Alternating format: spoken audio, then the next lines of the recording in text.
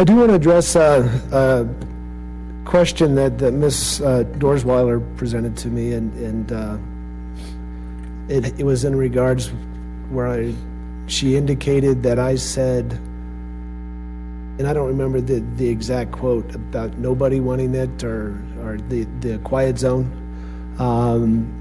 As I recall, what I was referring to as a community survey, and I don't know what year it came in. I think we've done at least 2 or 3 since I've been on here, but the quiet zone has shown up as the lowest priority on those community surveys whenever they've been rolled out.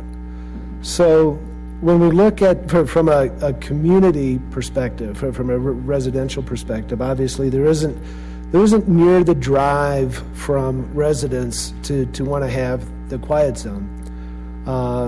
It's council's determination as to which are the priorities in town, and I know that we've brought up some of the bridge. There's been the Christmas lights.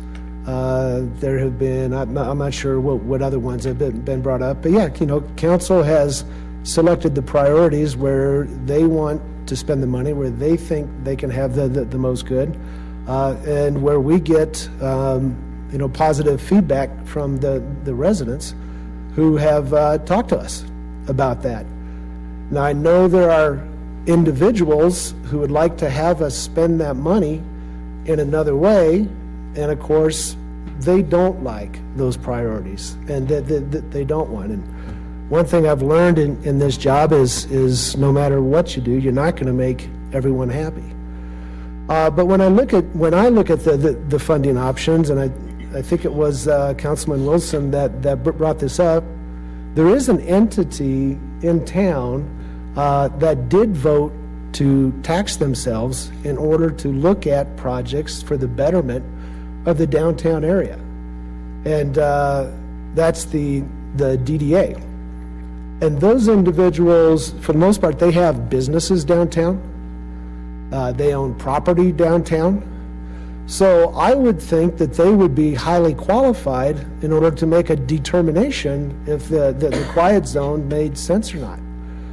So my thought process is, once the DDA, once these individuals make it a priority for themselves to move forward, they have a funding mechanism in place to make it happen. And with the development downtown, with the $4 million that we're looking at spending on the development of Festival Park, that is a catalyst to enhance more development downtown. We have got some projects coming down the Bookstead down in the downtown area that are going to be in excess of $50 to $70 million.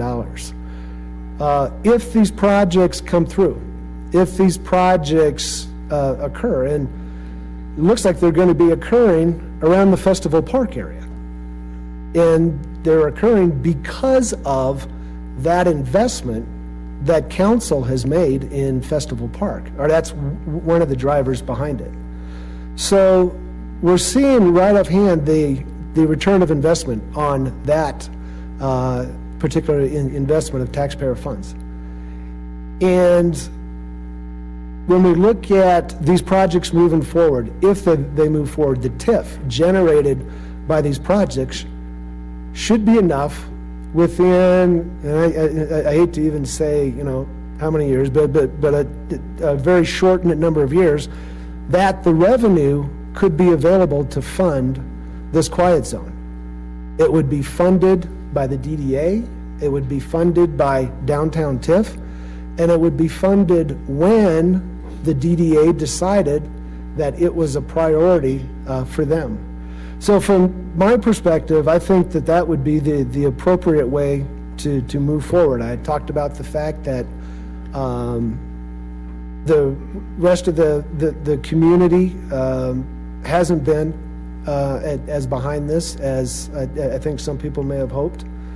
But I think it would be appropriate for that particular organization to be the initiator of this particular project. One of the reasons, and Councilman Wilson, of course, made a motion to bring something forward to the county. One of the reasons why I did not second that motion is we have nothing to present to the county. We haven't even decided as a council if we want to move forward on the project. How can we ask the county if they'll move forward on the project when we haven't even decided to do that? So that's one of the reasons why I didn't think it was appropriate to second that motion, and I needed to put that out there as well. So just wanted to kind of give my feedback on it, and like I said, I think the appropriate funding mechanism should be the DDA. Well, on that note, if I might. Councilman Wilson? Unless I missed my guess, I don't think the DDA was elected to represent the entire population of this town. I don't think so. It's a small That's not sampling. what they told me. I'm sorry. It's a small sampling of business owners and property owners in the downtown area, and it has a town council representative. So for you to make a statement to say until the DDA decides that this is a priority, I think is somewhat disingenuous. The 7 of us were put up here by our districts to represent the town, and more importantly, our specific districts. But again, acting as a whole to represent the best interest of the entire town. And I can tell you over the last 8 years, I voted on some stuff that by no means way or no way how reflected my personal opinion, but it was the betterment for the town, and it got approved with a yes vote. Or it was something that got voted down, even though it was something that I wanted. Personal, because it was in the best interest of the town. Again, I took a little bit of offense with saying that until the DDA decides that it's a priority, I think is kind of a lousy way to put that, Paul, and I'm sorry to say it that way. People that have been asking and begging for this for over a decade. I mean, the council member that was in my seat before me, he brought it to, and that's where it started and got its initial traction and initial cost. And now we're talking about something that's a fifth of what the estimated cost was back then, and we're going to sit on our hands and do nothing and not even ask county commissioners just because we don't have anything to ask them. We have something to ask them. Hey guys, you want to partner with us like you partnered with Castle Pines? How about something as informal as that? God bless. This needs to get done, and it doesn't just help one district or one neighborhood, and that one neighborhood shouldn't pay for it. That's like saying that people that moved into Crystal Valley Ranch, they don't have a fire station. Maybe they should tax themselves to put a fire station because when they moved in, they didn't have one.